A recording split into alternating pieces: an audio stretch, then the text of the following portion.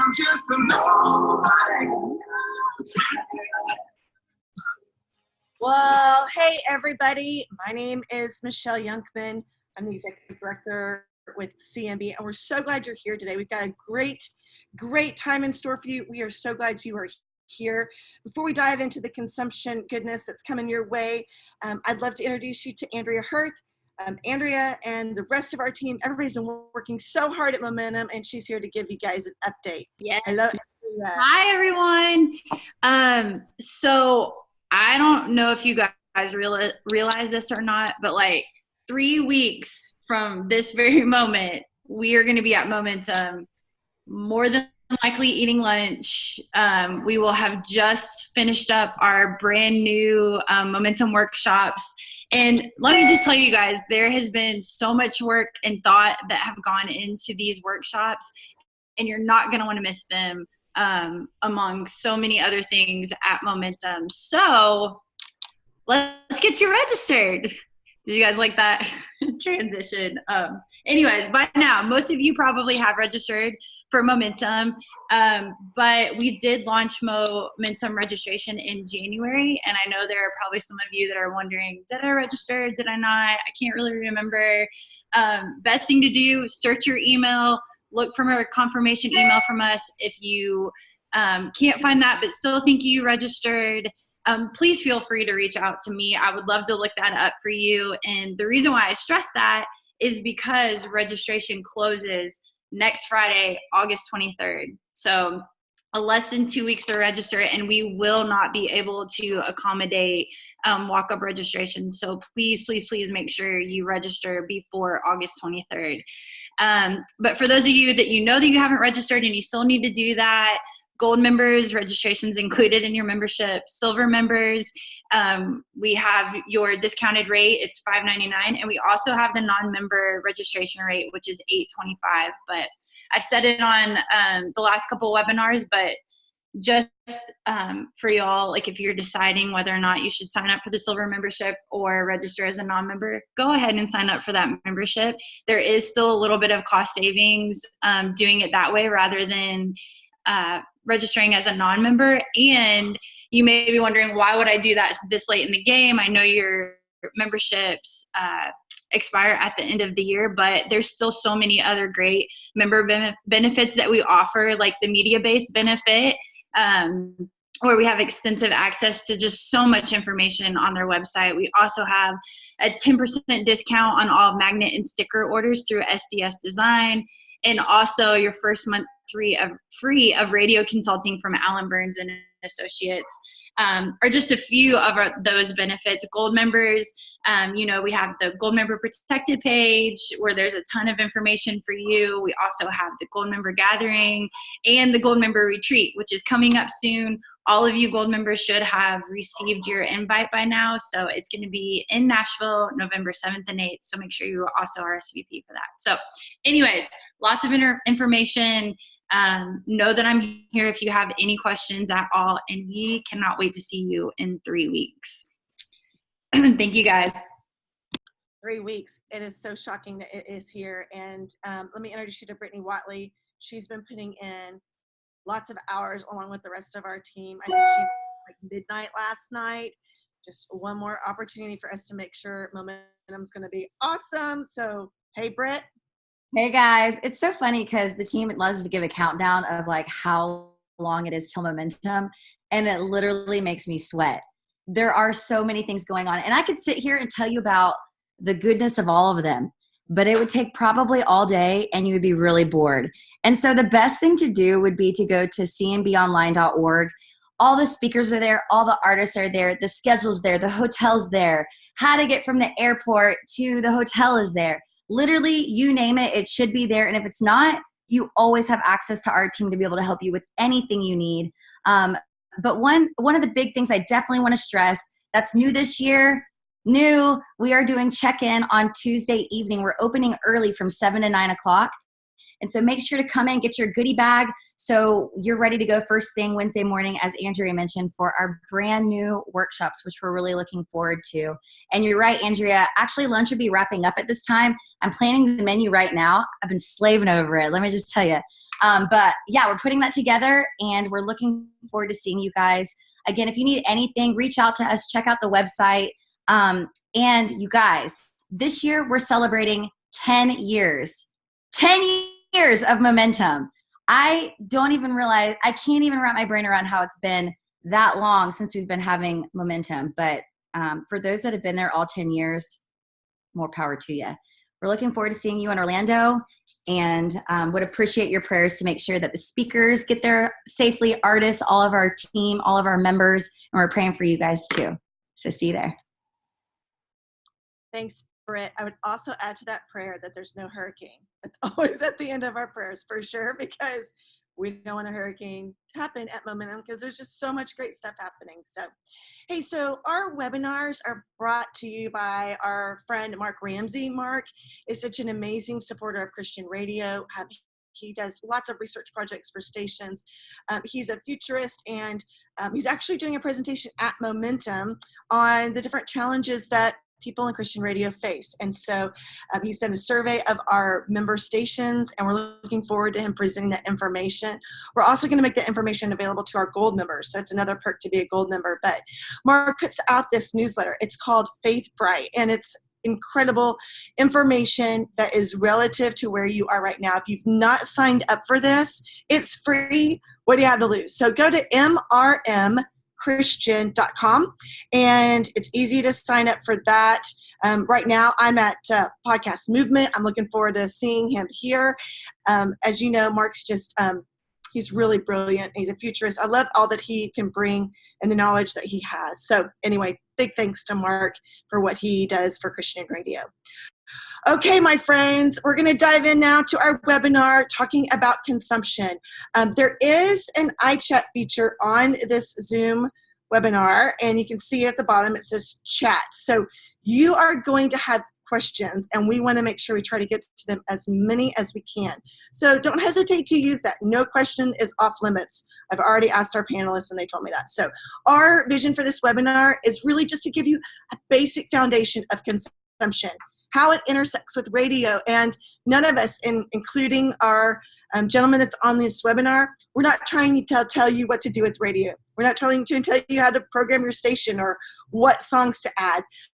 These gentlemen that are joining us, they're all really passionate about making radio better. And that's what we're all about. And so how can we use this consumption chart and the data as an asset to you in your decision-making process? And so anyway, we are going to just go ahead and start with two gentlemen. First of all, we have media bassist Josh Medlock, and we have the creator of Buzz Angle, Jim Ledestri. And both of these guys are going to talk for a few minutes, and they're going to kind of share the basics. And then we're going to have two other people that are in radio and records join us. They're going to help us more on the practicality of it as well. And so Jim, Josh, hey guys, how are you doing? Good. How are you all? Great today. Thank you so much for joining us. We appreciate it. We kind of wanted to just go through some stuff today with you, and I asked Jim to join us. Jim was the creator of Buzz Angle Music. Jim comes from a tech background and was fascinated that we all lived off of 7 days worth of stagnant data, and then started compiling all of this information to get it to work on a daily basis. And he worked with 225 different independent record stores, plus all the majors, and started compiling this stuff. And then Jim came into our life here at MediaBase after he had all of that stuff secured, the streaming, the sales, and things of that nature, and married it with radio airplay. So that's how Jim came into my world and our team's world here at MediaBase. So I asked Jim to join us today so he can kind of talk to some of the technical questions that you all may have. But I'm going to go ahead and very quickly run you through some of the things here that we offer on the CMB side. And I don't know why there it goes. So again, as I was mentioning, there's all types of different data that falls into the platform and that makes up a song report and an album report here within the platform. Again, advanced architecture, timely data, extensive data on a daily basis, which is amazing and very helpful because you can kind of see instant reaction from artists once that cycle has dropped, when a new artist has dropped a record on a Friday. Again, this is on the CMB platform. It is the BuzzAngle music widget, I guess, as you would call it. And you can see, let me just talk very quickly about BuzzAngle, and the key to it, again, I'm a former program director myself, so it took me a second to kind of go, okay, how would I use this? And the way I ended up using it was going, okay, filter, filter, filter, filter, and filter down. So you will see here, it's all about filtering. This is the widget again, and there's also BuzzAngle Music Pro, which I will just show you very briefly later. In here, you can look at a specific date range. You can change to some markets that they display. And also in here, you can look at song projects, etc.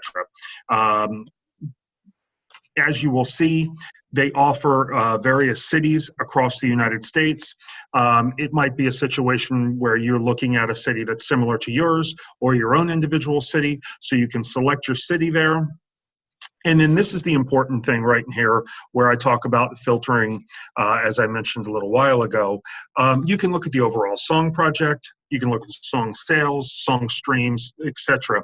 Again, being a former programmer, I always wanted to go out and look and see what the on-demand stream is, because that is what people are going out and seeking versus it being programmed at them like a channel.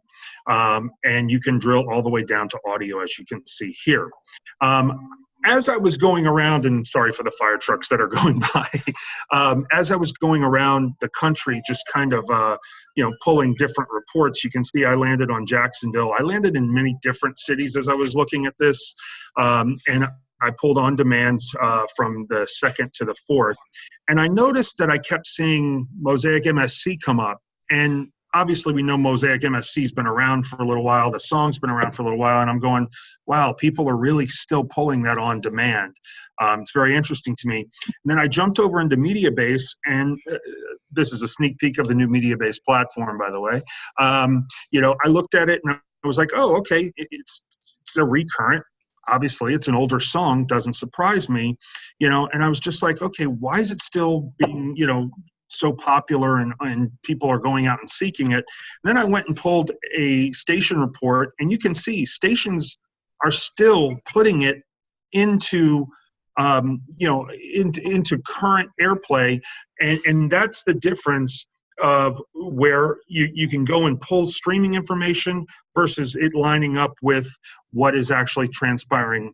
I'm not saying we're trying to tell you what to play by any means, but just to go and find the story that you're looking for and look at that parallel, and see why it's streaming in your marketplace and if it's right for your radio station. The other thing I noticed, and here I jumped to Seattle on demand and noticed that NF was everywhere. Of course, NF is very popular. I'm a fan myself, but I was like, okay, why is NF showing up everywhere? And I started researching and going down that rabbit hole to figure out why NF was, kept coming up. And of course, I looked into it, and he dropped a new record that next, I put this together on last Friday, excuse me. He, had dropped the record on Friday. So people were going and consuming the old NF, looking for the new NF music that was coming. So he probably had posted it on social media or something to that effect, that music was coming, people were going out and seeking it, etc. Again, NF may not be for your radio station. As Michelle mentioned, we're not here to try and tell you what to play for your radio station. It's just finding those stories of going, maybe my listeners are listening to that. What am I missing? And we always encourage you to take the next steps, whatever those next steps are for you as a programmer, to figure out, if the song is right for you, whether that be call out, a test spin in the evening, etc. So again, those are some of the stories that I found. Now, really quickly, this is the BuzzAngle Music Pro platform. This platform, and again, it's all down to filters. You can go into your individual market if you wish to subscribe. Here, I went and just pulled all of the Christian music from Cincinnati, Ohio.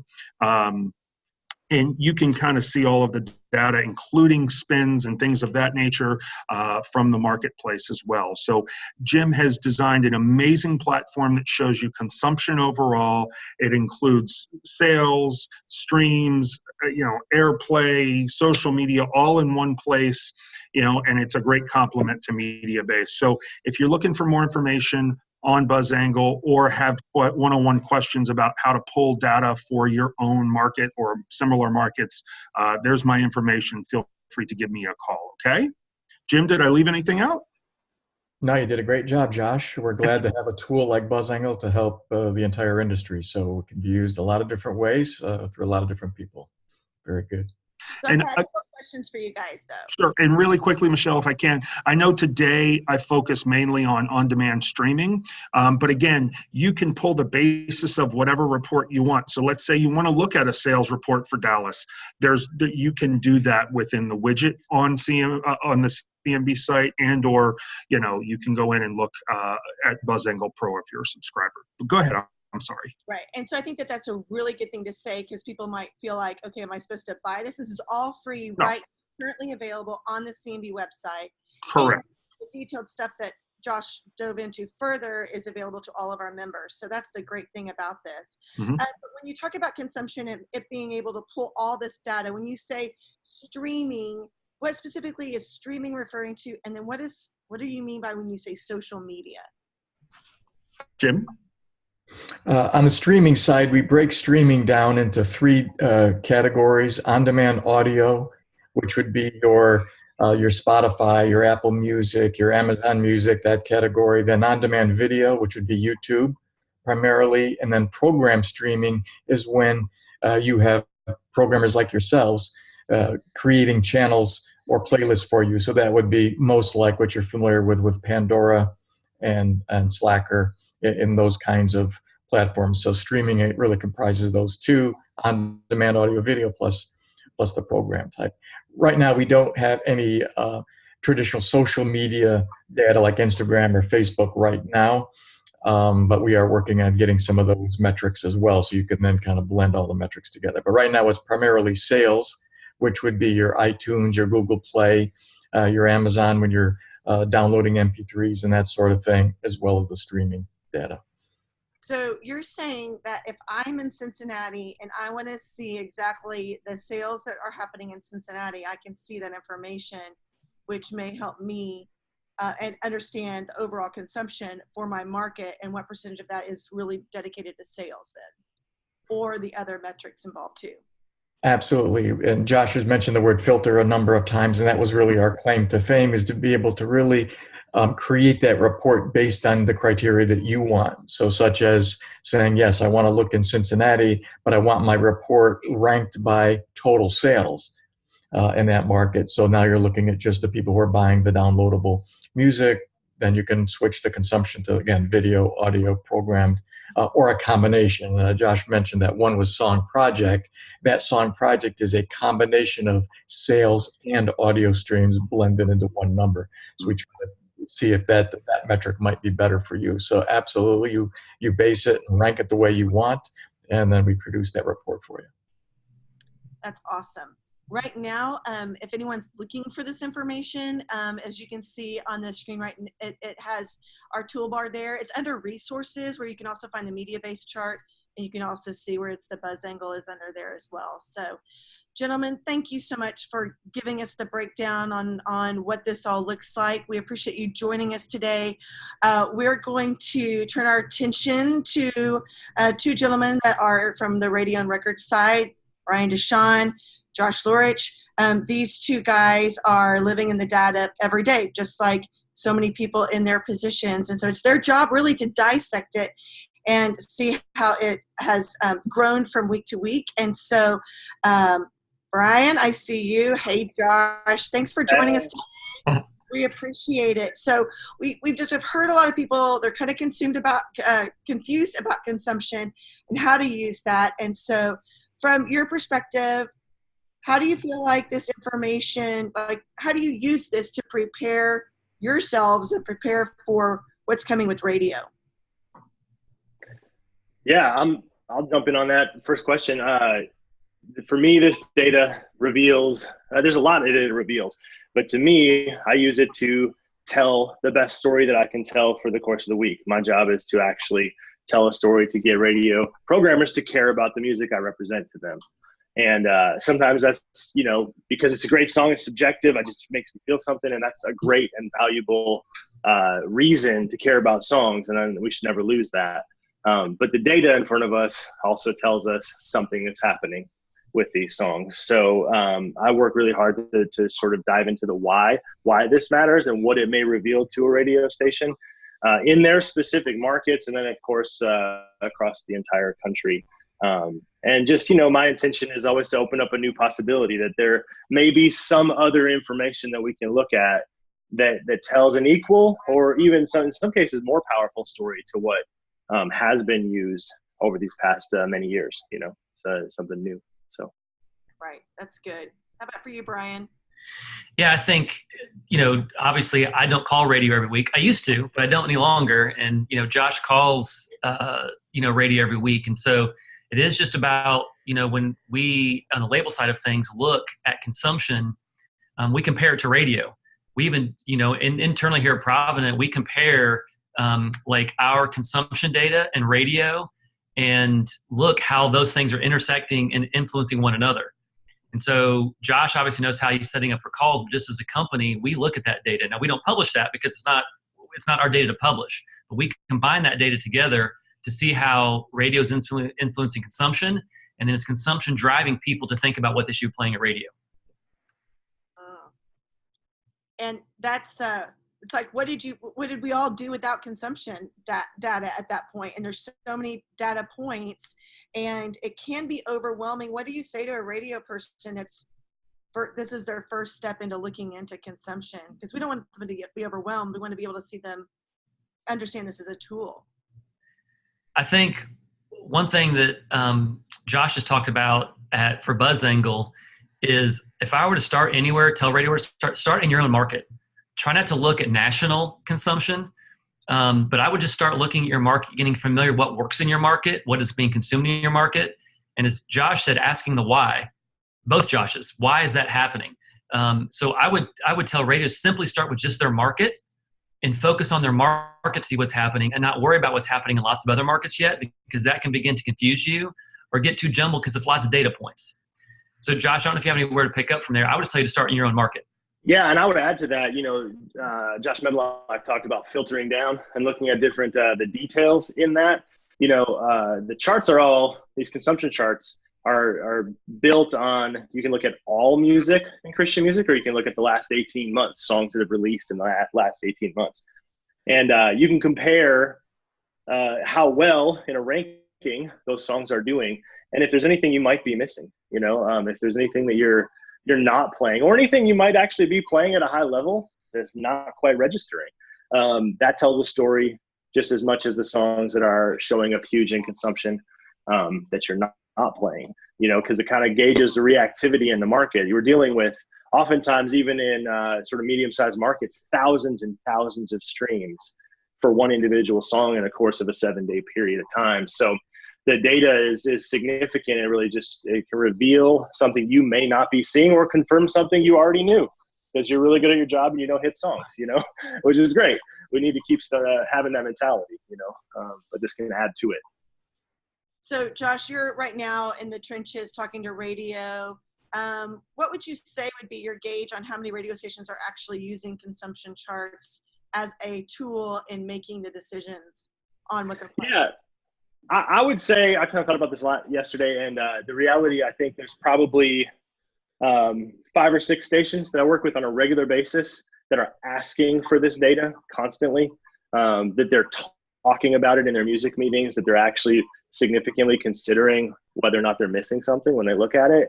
I would say there's probably another, 5 that use different tools that are available to them as they're logging in and reporting their ads. They can see their playlists and they can see the ranking in their market. That would be like a BDS radio tool or whatever. And then there's probably another 5 or 6 more that use like a more of a sort of holistic philosophy, where they consider multiple different points of data as equal to what their online research might be looking at. Like that's a Moneyball philosophy that's kind of been Rob Wagman has touted and has been a leader in infiltrating this format with that mentality. And so maybe about 20 stations that I interact with on a regular basis that value this. Maybe some more that don't tell me because they don't want me to, pounce on them with like a giant email of data. So you lurkers out there, you can raise your hand today if you want. It's okay. It's safe. Okay, so stations have this information and they're able to incorporate this into their daily or their weekly programming decisions. From a label side, Brian, in dealing with this, is there, like we talked about what it all means, but where do you feel like the biggest advantage is coming from for a radio station to use this? I think Josh just keyed on this a little bit is just the reactivity, the engagement of the song in a market when radio is playing. Radio is still the number one discovery tool for all music, for any format in the entire country. All of our research we get through Sony, it still points to that. So radio is still a discovery tool. And so while radio can do research to find out what songs people want to hear on the radio station, that is viable and they should do that. Another piece of tool though is consumption, is what are not only people like on your radio station, what are they choosing to do on their own? Because radio is still a passive activity. That's why, even Jim Ledestri talked about this, program streams. Program streams and programming is a passive activity for the consumer standpoint. And so it's a passive activity, where streaming is more of an active activity.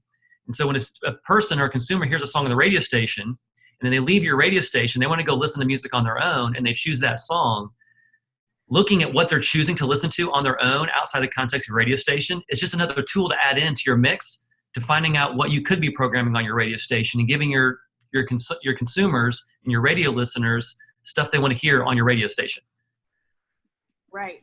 Okay, so in light of that information that you guys have given, a song is added. How long from your seat do you feel like somebody needs to give the consumption data points credibility until they go, wait a second, I need to jump ship? Or, because they're still introducing this song to their listeners. And so that could, like from your vantage point, what do you see as like the longevity of how long they give that? Let me jump in on that. Josh Medlock used the Mosaic MSC example of the song Tremble, which I think is a phenomenal example of this. When that song came out, it was all of these data points were raising their hands, like at a high level, including Planning Center and CCLI Song Select, which are two significant points of data that we look at to reveal what songs are connecting the most with the church. Planning Center is like 40,000 plus churches that use it to organize their weekly worship services, and CCLI Song Select's 150,000 plus people downloading charts and checking out these songs and considering them. But that was a great example because in the moment, as it went for ads and started to make an impact, that song was on fire, and it's continued to be on fire at a really high level. But a lot of radio stations bailed on the song at some point along its lifespan because it didn't research well in their online testing. So that's a good example to me of saying, all right, if we're considering both things as significant, one of them, okay, the survey takers are like, it's all right, maybe not feeling it. But the listeners in the market, streamers and song purchasers, are downloading it and streaming it at a high level. Maybe it's not, maybe we should think about that a little bit and not leave it off the radio station because of only one factor. And I see it continually, even right now. There's songs that are, I was on the phone this morning about that same thing. Like, if all songs are created equal, which one should you move up this week? Maybe it's the one that's top 5 in the market and just blowing up everywhere. That's not in power rotation yet. Those are the things that I think are the deeper interpretation questions that can bring a lot of value to a radio station, looking at all factors as equal. Yeah, I would add, oh, sorry, Michelle. No, go ahead. I would add that the same thing for radio, that you play, you introduce a song to your market and you play it on Monday morning. You don't immediately go ask all your radio listeners how much they like the song. You wait until you played it for some amount of time before you could dip your toe in the water to go, all right, how do we evaluate if this is a hit or not? It's the exact same way on the consumption side. When radio starts playing a song, and they played it for 7 days, we don't go look at consumption and go, oh man, it's not reacting yet. We need to bail on this and go to another song. Generally, we find, this is not exact science, but generally find that consumption lags about a month behind radio airplay. That's good. And so we're going to look at the same thing. When radio's getting to their 250, 300 spin mark, when they're going to dip their toe in the water for a song, we'll do the exact same thing for consumption. And so, but we can do that breaking down by market. We can go to, Tulsa, Oklahoma, and see how many spins a station has there, and then go look at consumption in Tulsa to go, do we think the song is reacting yet? But that's generally what we work off of, is about a month behind radio before we expect to see consumption grabbing hold, where we're paying attention to the numbers, and if the numbers mean anything for what we're trying to accomplish. Right. And Brian, you said earlier that radio continues to be the #1 music discovery tool. And all of our research up into the last one I got last week continues to show that radio is strong in that. And that has not changed in spite of all the different platforms. So I think that's really important for radio to understand, is that radio is still the #1 tool for discovery. And all these are building up this consumption chart to help in understanding more about where our listeners are engaging music or consuming music, and hopefully that helps us decide what we're doing with our music as well. So, okay, we got some questions that are coming in, so I'm going to throw them at you. Okay, guys? First question, what are the best filters to use when considering new ads? So, Mr. Medlock heavily suggested filters. What do you guys suggest when looking at new ads? I would say that the filters that I use in the storytelling that I do is look at what's happening right now. So songs released in the last 18 months. Very much important that you look at your own market, like Brian mentioned earlier too, like start there. But then compare what you're seeing from the songs that are recent, current songs versus the overall catalog of Christian music. Because you could look at a song, and if you're looking at all songs and then you see its rank at like 38 in your market and go, well, I don't know. But then you realize everything in front of it is like Oceans and Reckless Love and these monster smash hits that aren't going away ever.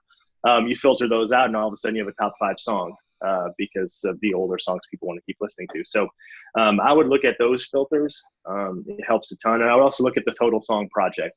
So streams plus sales. Because sales is such a fraction of what it used to be for Christian radio, for Christian music in general. Well, all of music, it's streaming now. So I'd look at both of those things. And every once in a while, when you're playing songs on the radio already, look at digital sales, because it's an older group of people that are used to buying songs on iTunes. We know the format is 55 plus, more so than we want to acknowledge in a lot of places. And all the research has been done, and we've talked about it for the last several years.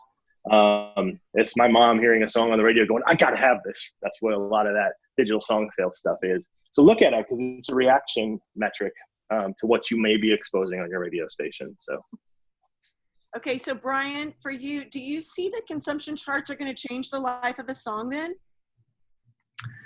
Ooh, good question. I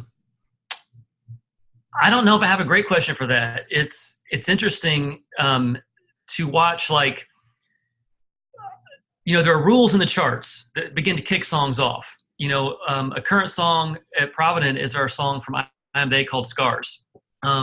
Scars has now fallen off the chart, but consumption has continued to grow for that song. Does that mean radio should still playing it 70 times a week? Maybe not. That's where their research can tell them if their listeners are getting tired of hearing on the radio station. That does not mean they're tired of listening to the song. It just might be the mix. I have no idea from a programming standpoint. It might be in the mix of how often the station's playing it. That's where programmers are really good of the science and art of programming a radio station. But we still can see our consumption continue to raise on that song. But a lot of it's just familiarity. More people are finding it. There's probably somebody tuning into a radio station today who will hear Scars for the very first time and go, hey, I like that song. And then they're going to go add it to a playlist that they have on Spotify. And that's going to drive our consumption.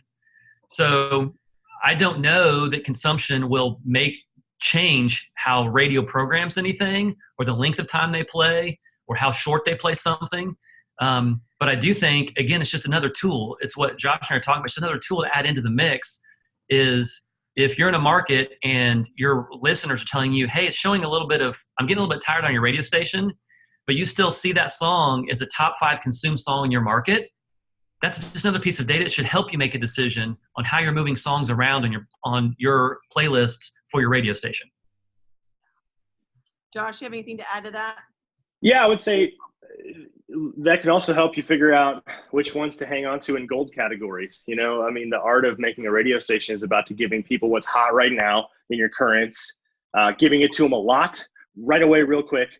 And then it kind of slides down a little bit. A song playing 20 times a week on the radio station can still make a massive impact in a market, and the consumption can still go up exponentially each week because of what Brian said, new people finding it. But looking at the songs that maybe you dropped a while ago, or bigger, that you never played because either you were afraid of it, or you had some aversion to the risk you thought would be inherent to that song, or you know, you didn't see your friends playing it that you respect in radio, so you go, well, maybe we shouldn't do anything with that. All those factors are real. So look back at the last year or two and see what songs maybe you missed that deserve some place on the radio station based on what's happening out there in the land of the fans of Christian music and what they're listening to. I think that can make a huge impact, because then you're playing songs that are actually being listened to in your market. You're responding to behavior even if it never got on your radio station. I agree. It's a great place to find gold-based music as well, Josh. Couldn't agree more. Okay, here's a question for you. There are several songs, most notably some worship songs from worship bands, and they're showing up in the music consumption chart without any radio play. And so in these cases, do the church infer that radio should consider them album cuts, or does this show a fallacy in the charts and how some aspects of the charts are not necessarily helpful for radio? What do you guys think about? That's a pretty powerful question, because there are obviously worship songs on there. What does radio do with that? Right. So I have kind of a brutal fact to share to maybe kick this off, is where my brain goes. Is the brutal fact is churches in America, more people attend church every weekend than listen to Christian radio. That's not a bad thing. That's just the reality. And so songs that start showing up in thousands of churches across America have more exposure than a song in that 7-day period on Christian radio. And so you find these worship songs are finding a platform and footing with consumers because of what's happening inside of churches across America. And so those songs are getting massive exposure. And generally speaking, if you're under 35 years old, the number one preference of music for you is worship music. And there's a difference between the behavior of people under 35 and probably over 45 in terms of how they engage music. Broadly and generally speaking, people over 45 are what we would call a passive consumer. They like to be served things. And so they want to listen to Christian radio. They're going to listen to the radio stations on Spotify and Amazon, and they're going to listen to Pandora. If you get under 35, we would call those lean forward consumers. It's language we use on the label side. And by leaning forward, then they're going to hear a song they sing in church, and they're going to go out to one of their playlists, and they're going to add it to their own worship playlist. And they're going to listen to that worship playlist over and over again. So that starts driving consumption of worship songs. Now, does that mean radio should consider them? Maybe, maybe not. It might depend on the song. It might depend on the flavor of your radio station. It might depend on who you're trying to target. But just our research and things that we see is, generally speaking, under 35 years old, that consumer group who likes faith-based music. If you broaden it up, not to between worship and CCM, but faith-based music, those consumers prefer worship music. And so they're going to go find the places who are playing the most worship music for them. And so it shows up in consumption charts, and it begins to dwarf and trump some of those CCM-only songs that will show up on consumption charts that radio is playing. Yeah, is that a filter? Can you filter out the age demographic? I don't know. I don't know that you can do it on some of the places I look at. I don't know, Josh, can you do that on BuzzAngle? I just don't know if you can do it on BuzzAngle, because I don't know that any of these sites break down consumer groups. Sorry. There I am. Sorry. As far as streaming, you cannot break out age demographics. But, for example, as Brian was saying, I've shown this platform to many, many different, formats. And one of my favorite stories was I went into a conference room and the EVP was there, and I was going to show it to him. And he brought his local radio station staff in, and I saw them all shooting eyes at each other, and it got really uncomfortable for me. And I go, is everything okay? You know, and they said, well, that song that you're showing top 10 streaming in this market that we happen to be in that day, that's not the song we're playing, and that's not the single. And I said, well, I can't answer it. All I can tell you is it's being, you know, seeked out on demand stream. And he looked at the music director of the radio station, said, put it in call out. They were blessed to have call out because it's expensive. And, you know, 3 weeks later, I get a phone call, and he goes, I don't know what that thing was that you showed me. He goes, but I need it. And I said, what thing? He goes, the buzz angle thing. And I said, oh, okay. He said, we put the song in call out. It was more popular and tested better than the single. It really upset the label because they had to change their whole direction. But, you know, back to looking at what Brian was mentioning, you know, there are songs, you know, worship songs that are, you know, going to show up all over the place versus, you know, just CCM music. So I'm seeing it in multiple formats. Okay, we got a lot more questions. Yeah. Can I add just one thought to that, Michelle? Just what it reveals is behavior of people. And so for us, you know, when we're working these worship songs, a lot of times there's other songs from those artists that show up is in a huge way. All 4 Elevation songs have been at radio. Reckless Love, Raise a Hallelujah. Those all were massive songs in the consumption data before we sent them to radio. So as we're telling the story, we're just going, here, look, it's right here. It's for us. And I've had a situation back in the day with a song called Great Are You, Lord. I'm sitting with a programmer saying, this is just huge. He goes, nah, I'm not hearing it. Put it in research, and they did. And of course it revealed something significant as a top 5 hit for radio. But there's other songs right now, Another in the Fire from Hillsong United. It's just a special song. Should you play it? I don't know. Maybe not now because Good Grace is the song, but guess what? That's been showing up for 6 months. It's massive. So those are the things that like interpretation is required. Do you want to play it right now and respond to the market, what people are listening to, or do you want to wait and be a good partner? There's lots of strategy involved in these things. So those are just the bigger questions that I think are worth discussing. If you want to play the biggest songs that your market is listening to, have at them. You know, my job is to expose music on the radio. And get people that care about it. So it might affect like whether you get a number 1, but like whatever, who cares? That's not the point. The point is exposure for my job. So and I just got another quick answer that much like radio, when they do their own research, they can see all the data and they may not share it all with labels. Because of our deals we have as labels, we can see demographic breakdowns through all these platforms. And so sometimes radio just needs to trust us if we're sharing with them because we have access to that data. We can be able to communicate with radio. So I'm just adding that in, that we can see that data, but radio will never be able to see that data. That's great. Thanks for that, Brian. Okay, here's a question. What's the consumption data threshold for what might be a true hit? Is it a song that breaks the top 10 in my market or something about how a song trends? That's a great question. That's a really good question. One thing is you can go look at, and this is just probably looking at it more consistently, is looking at the top consumption chart for songs. Don't look at like album sales or anything like that. Look at a song chart. And you start getting an idea of about how much it takes a consumption for it to feel like it's a hit. And it can be pretty broad ranges. You know, Lauren Daigle, it just dominates our marketplace right now.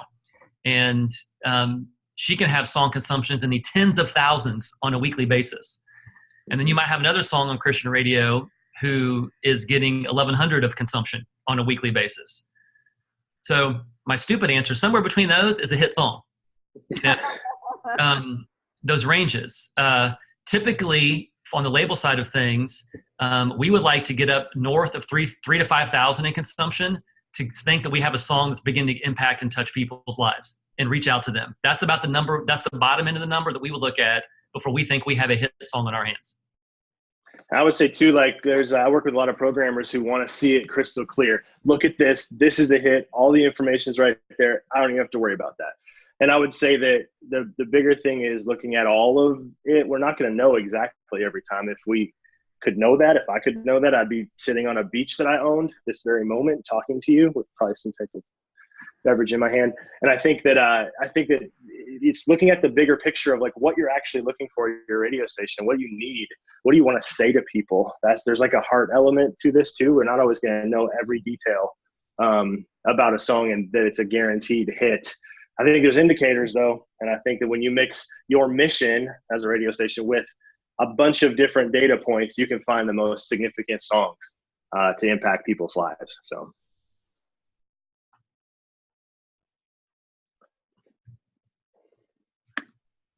Did we lose Michelle? Michelle just disappeared. She had enough of us, Brian. I think so. I'm out. I can't handle this anymore. Any other questions that we could answer while we're waiting for Michelle to log back in? What are we? Hey, I'm not Michelle, but I'm jumping in. There. Oh, hey, Brittany. Guys. As Michelle mentioned, she's at that podcast conference, so I think she's having bad internet problems. But I don't know where she left off with the questions in the chat. So a bunch of those questions. Did you get a bunch of the questions? I think most of them were covered. It's 1:05 my time, which is usually the time we wrap up. But do you guys have any like last statements, last things that you'd like to add to kind of just cap it all off, wrap it all up? One thing I would say from very much a label perspective, and I'm going to apologize for any label people on here if I offend you. It's not my intent. But disclaimer. But to radio people, what I was about to say does not represent CMB. Go for it. Go. Yeah, but to radio people, what I would tell you is when labels give you information about consumption, if it does not have Buzz Angle or Music Connect attached to it, don't trust it. Because we as labels can manipulate data any way we want, just like you can as a radio station. And so I would just encourage you as you get into this consumption game and learning consumption, because those are the platforms we use, our Buzz Angle Music Connect. So that's where we get our data from. And so be confident. And if a label gives you some piece of information, say, where did you get that from? And have them give you where they quoted that source from, just so it's valid, because then if you go look at that information, you can see the same thing. Yeah. Thanks. Yeah. And I think it's funny, the podcast movement, yes, is having internet problems, but yeah, Michelle's back. So I'm going to let her take it back away. Sorry, guys. And I know we're past our time, but I just think this is such great information for everybody that we would be amiss not to answer a couple more questions if you guys are okay with that. So, okay, so here's one. I'm working with stations that added a song that was number 6 on the consumption chart. The song didn't fall totally into the sweet spot of the format, but after adding it and playing it for almost 200 times, the research kept coming back at number 29 or 30 out of 30. So the question is, I would have you advise all programmers to be very cautious about the song that aren't in their sweet spot, but seems to be high on that consumption chart. Would you agree with that? I would say it's all about kind of your mission of the radio station too. You know, there's going to be songs that sonically just feel strange. They don't fit. They might be like Monster from Skillet, like it's a giant in every city in the northern part of the United States, but almost the entire country. Like, do you need to play that alongside Nobody from Casting Crowns? Probably not, you know? So I would just be careful about that based on your mission, what you're trying to actually be for your market. I would also say that there's value in both sides, like we've been talking about, you know, a song just at 200 spins might not be known by everybody who actually is listening to the radio station. So that data might need some more time. There's some stations that are committing to 600 spins before they even consider whether or not to, you know, stay on a song or bail from a song. So I would just say it depends on the mission, what you're trying to accomplish. So. Yeah, definitely. Hey, one question that came through, somehow I deleted, but I thought it was a good question for Josh Medlock. On the media base or on the Buzz Angle, when the filters, they can filter it to see their own market-specific data, correct? There, my mic cut back on, sorry. Yeah, they're on the widget. There are specific markets that are available on the CMB site. If you were a subscriber of BuzzAngle Pro, yes, every market that MediaBase falls in mirrors the BuzzAngle music information, yes. So, but it's pretty extensive, I mean, on the widget as well. If you have any trouble, I'm happy to help, so feel free to give me a call. Great. Okay, and so two more things. One, and we kind of talked about worship, but this question came in and said, like, somebody like NF would skew things a little, wouldn't he? Does he show up in the Christian format? Like in terms of consumption? I'm just, like, you're just reading the question? Yeah. So, NF would completely skew things. He just recently had the #1 album on the Billboard Top 200. That would drastically skew things. But labels can be responsible for how they want those songs, where they want those songs to chart. Now, Billboard Top 200 is just the Billboard Top 200. Like, it's, everything. But as far as when you get to genre pages, NF would skew it. And I don't know if anybody from Capital is on here to answer this question, but I don't think this latest NF record showed up in any Christian charts. so I think that goes back to, as a programmer, you have to be decisive in how you're going to allow that data to control or play a part of your education of what you add and don't add. So yeah, because the reality is you go look at consumption charts for your market and you don't pick a genre, your radio station would play Post Malone and play the Chainsmokers and play any pop artist because they all outconsume Christian artists. But that's not, to Josh's point, that's not what your mission is as a Christian radio station. You have a completely different mission. And so you do have to be, careful of how you look at consumption charts. Again, it's data for you to kind of figure out what's right for your radio station and make sure you're not missing anything, goal-based information, etc., as Josh mentioned earlier as well. Okay, so a lot of people have questions about BuzzAngle, about MediaBase. And so Josh Medlock, can you give your email address one more time? And people can email him.